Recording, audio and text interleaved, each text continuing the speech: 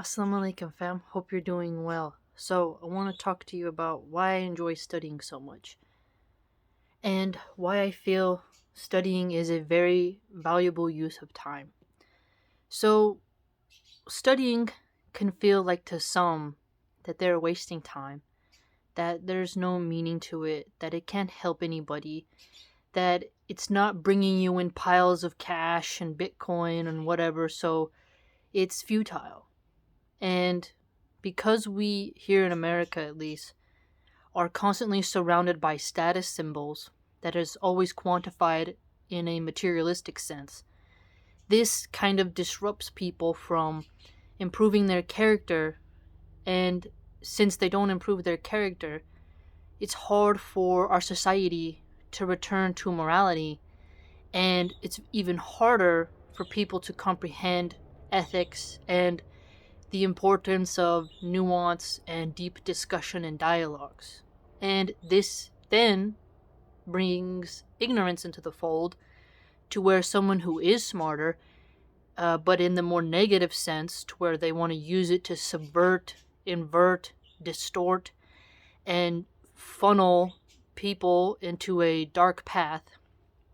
This is why it spreads. And if we study, right, follow me here, we can mentally match those type of subverters, and we can sort of radiate knowledge, right?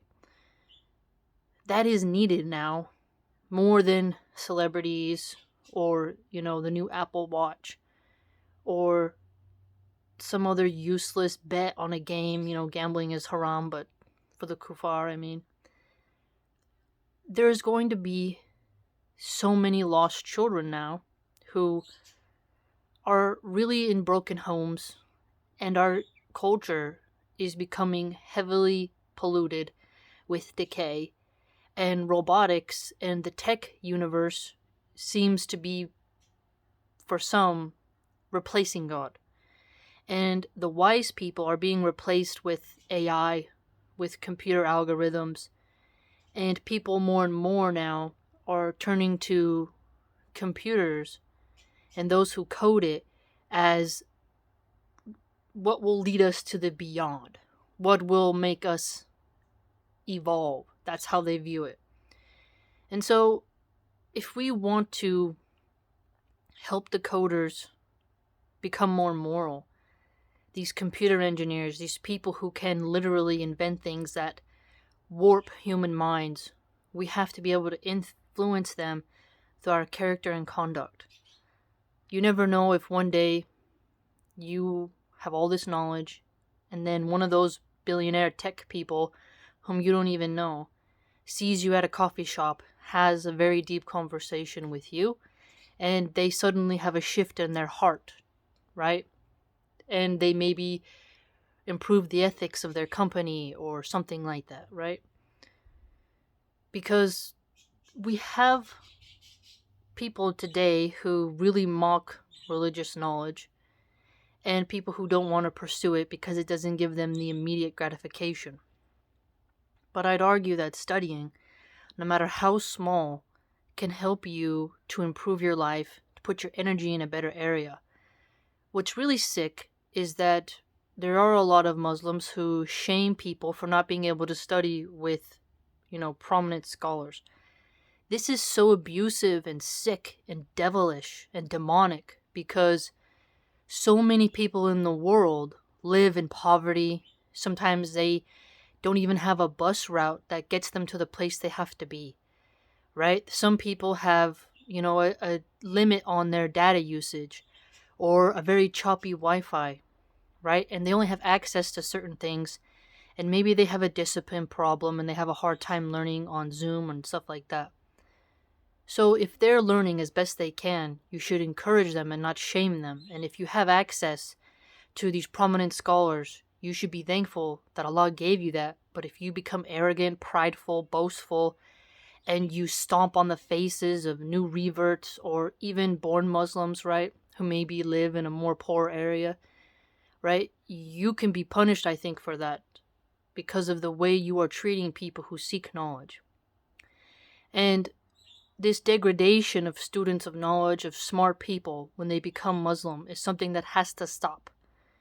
And what I mean by that is, for some reason, I've only ever seen now in the Muslim community, now being a revert, is that there will be people who hide behind YouTubers, but if you encourage people to study on their own, they will call you all sorts of names, and they'll mock you by, saying all sorts of weird theories and stuff.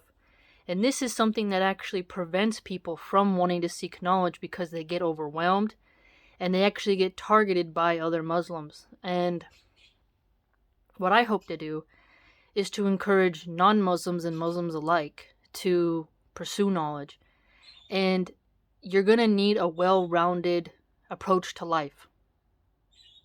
You can be highly specialized, right? People who build cars, somebody knows a lot about tires, others know about converters, others know about the air conditioning. All of them matter on the team to build the car. And the second you mock one for installing the seats and, excel the one who installs the windows, well, now when something becomes broken, you really appreciate that person, right? When there's a defect in the overall vehicle, you then see the importance of the specialized to the generalized. Both are needed to have a balance. So if somebody says, I want to study Islam, but they also want to study, let's say, the history of South Korea, right? You should not mock them and say, well, you should only study about Islam. How dare you study about South Korea? If somebody wants to be a plumber and be a Muslim, and then they study, different piping systems, and then you mock them, well, that's not about Islam, so you're wasting your life, you're bad. I would say you're not looking at a sort of practical approach to life, and how, if that person is a devout Muslim in their field of work that's separate from Islam, they can give dawah in that situation. So, for example, let's say somebody is writing a history on pollution in certain countries, right? They're actually compiling some type of historical analysis of the trends of pollution. And you're mocking them like, that's useless, that won't get you into Jannah. But then, let's say they're on a company retreat, right? And then somebody's having a depressed moment on the trip. The Muslim is there and gives dawah, and maybe that person says their shahada, right? So, knowledge, there's different kinds of knowledge. And yes, the knowledge of Islam is extremely important. But that doesn't mean you neglect other things and adopt this sort of anti-intellectual movement or just type of being, because some people might find themselves in a situation that they might not have been in if they had not studied something other than Islam. And some people, I notice even further, they hold others back from becoming scholars because they mock them and say, well, no one's going to pay you to be a scholar.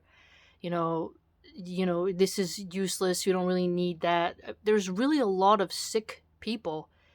I don't know if they're just Muslims who have depression or mental illness or something else going on here, or they're just people who are really trying to cause division. But it seems that no matter what some people do, they're told, this is deviant, that's deviant, and they're constantly bombarded with too much information, or they're degraded for their tiny efforts, or they compete with, who did you learn from, or they mock them for not knowing Arabic as fast as someone else, or, those people themselves mock others for having multiple skills beyond just things related to Islam. For example, if someone says, I want to be a chef, and then they go to culinary arts school, so they're studying, different cheese making skills, they're studying all types of salts, right? And if someone mocks them and says, well, that doesn't relate to Islam, therefore you're misguided, therefore you're lost, therefore you're astray, it's like, you never know when that chef might see a waitress who's crying, or a bartender who is, wondering about his occupation. That could be a moment for dawah. That could be a moment where that person could be a pillar. Or if someone's a teacher and they're studying, the history of France, but they're also a Muslim, and one of their students comes to their office hours and they're crying, and they're having problems with their family, and then the teacher gives this moment of dawah. Do you see what I'm saying? So I noticed this sort of anti-intellectual Muslim movement where they think everything that doesn't have to do with Islam is misguidance and will lead you to hellfire, which doesn't really make sense in the modern sense, because you have to have people who can fill jobs and also to keep an economy running. And if we have Muslims in different occupations and different fields, this makes us stronger. And then allowing some people to just focus on certain things in Islam, and also having people with a general knowledge, right? So I like studying because it fulfills my soul, and because I hope to inspire people to leave the streets, to reject gang life, to stop having shopping addictions, stop using drugs, sit down, feel the peace, tranquility, and calmness of study, overcome your ADD, ADHD problems, and read diverse topics, and also dedicate every single day some sort of Islamic knowledge, however you see fit. And this, to me, helps people to build character, come to a higher sense of being, connect to their maker, inshallah, and also helps purify them and reform their character and makes them highly disciplined. So I always encourage people to study, and I've noticed more and more now in the YouTube realm, some Dawah people, they say no, Muslims shouldn't read everything, and they always take a negative tone on intellectualism, or, oh, you'll get confused. You have to watch out for people who take the lowest common denominator and apply that to the general. So sure, some people mentally can't handle that, and some can. That doesn't mean you hold down the top performers because the weakest link can't handle it. You don't cater to the weakest. You chase the highest goals, right? You can have mercy and be like, okay, this person can't study this level of math, but does that mean no student gets to study higher levels of math? And that you discourage others from studying higher levels of math? I would argue no. And when you're ignorant of other issues going on in the world, when you're ignorant of other countries' history and circumstance and culture, it's harder for you to connect and give accurate dawah for this particular person's situation. And sometimes you might encounter somebody who is very well educated in the opposite thing you are, and you can learn from them, and you can also know how to verbalize yourself in a way that lets you not be tricked. Okay? Wise people know that knowledge is spread across many things. Practical knowledge of bushcraft, of cooking, of baking, of childcare, of, fitness. There's so much knowledge around in the world. And in order to get not burnt out with just studying Islamic knowledge, you need to make sure you're around people who care about knowledge itself, okay? And who have a hard study ethic, who have toned skills. They're finely tuned to listening to other people's perspectives, and they don't respect people who speak without, some type of history in something that they're discussing.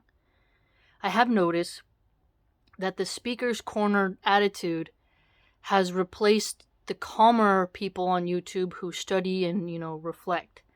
And that it's getting more and more now, because of the algorithm coding, towards clickbait, towards, 3-minute videos, and that shock stuff or fake crying and weird, strange stuff is promoted on the algorithm artificially.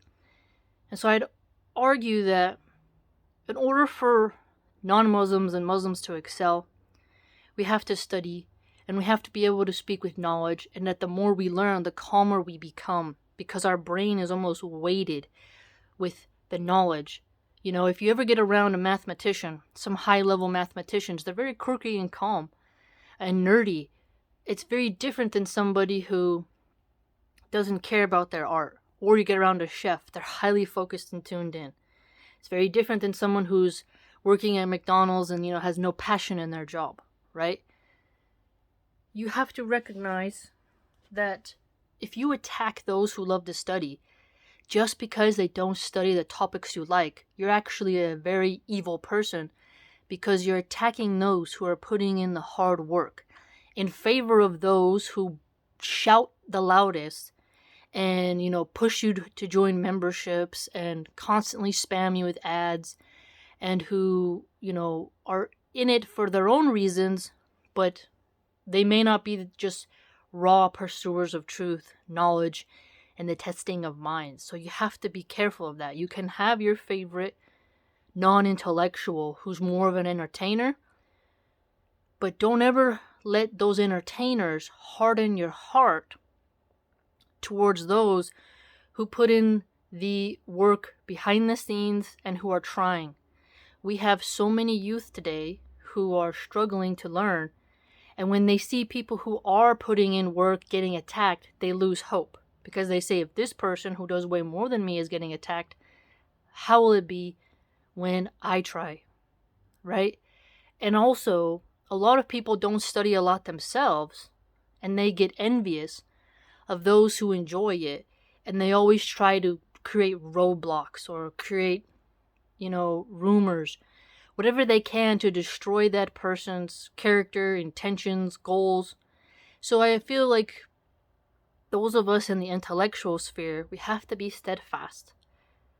We have to spread knowledge. We have to help people learn how to write good essays, how to communicate effectively, and how to help the students who are in the streets, who are tempted by sin and vile distractions, to know what is the balance and to call them to something better, which is to study the religion, but to also give them a break. Maybe they want to study poetry. Maybe they want to study something about plants, or they want to learn how you raise chickens.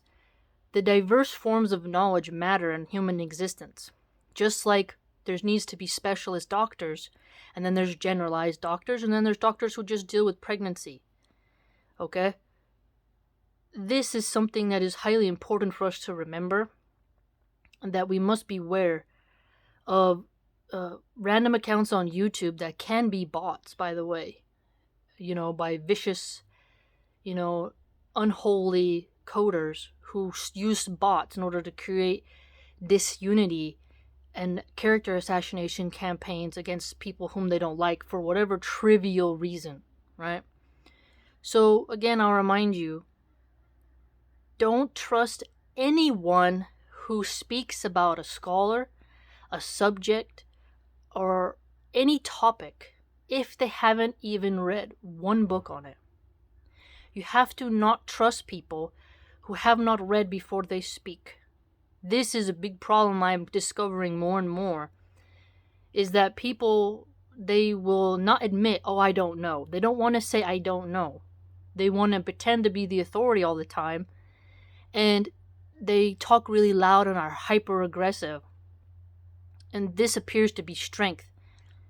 And then people who do know are a little bit more nerdy. They're kind of drinking coffee, they're relaxing, and they may not be as engaged. And then people think that person is less knowledgeable because they're not being aggressive or they don't have as many followers.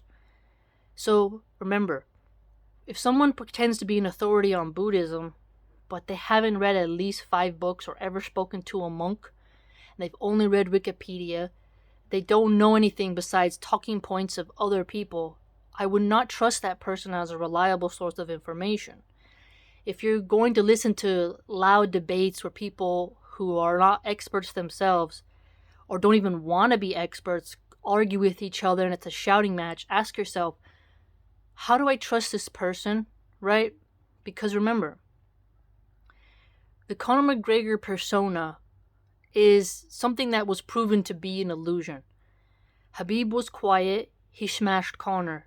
Many in the fighting community realized the louder you bark doesn't mean that's going to be how hard you bite, right? So we have to remember in the knowledge community that people who don't actually read themselves, can't finish 5 books a month, only, spend time chit-chatting about nonsense, and then try to pretend and market themselves as an authority on something, that's really bad. And if that person is constantly saying, I don't have to do this show if, people don't want to join, and there's a money angle to it, you have to ask yourself, someone, if they care about what they do, they'll do it for free. And if you donate to them, they're eternally grateful, but they don't shame you into donating. They don't bully you into donating, right? Beggars can't be choosers. And if someone feels like they can be an uneducated ignoramus being loud and then bully their subscribers into getting a membership and then talking about how they can donate or where they'll be or what book they have or whatever, you have to ask yourself, what's this about, right? So I'd argue, fam, keep your passion for studying alive and try to fix your attention span. Respect people who annotate, who study, who put in the work on and off camera, and who help you for free, and who don't bully you for money, and who enjoy what they do, and expand their mind in multiple ways, and also don't believe everything they hear based off of hearsay of some random sock account, right? And no one is perfect, so we can't expect people to be perfect, and that we have to work on ourselves, and we have to lead by example, and if we study a lot, we will radiate the change that'll create a different energy field in this very negative environment that is ensuing upon many of us, both digitally and physically. We must be pillars of knowledge and have many different ways to connect with people, and that will then, inshallah, help us to be more effective in helping people see the wisdom of Islam, but also we won't get burnt out in what we do, and we won't have our iman weakened because we're surrounded by anti-intellectuals, angry, angsty young men, or very bitter, cold, older women who have, a chip on their shoulder, right? We must rectify our affairs and never lose our passion for studying, and constantly thank Allah that we have time to study and that we love it, and may our memories be strong in our passion for the pursuit of knowledge and the hard work that it is, and to thank Allah for our eyes and our ears and all of our faculties that facilitate the acquisition of knowledge. So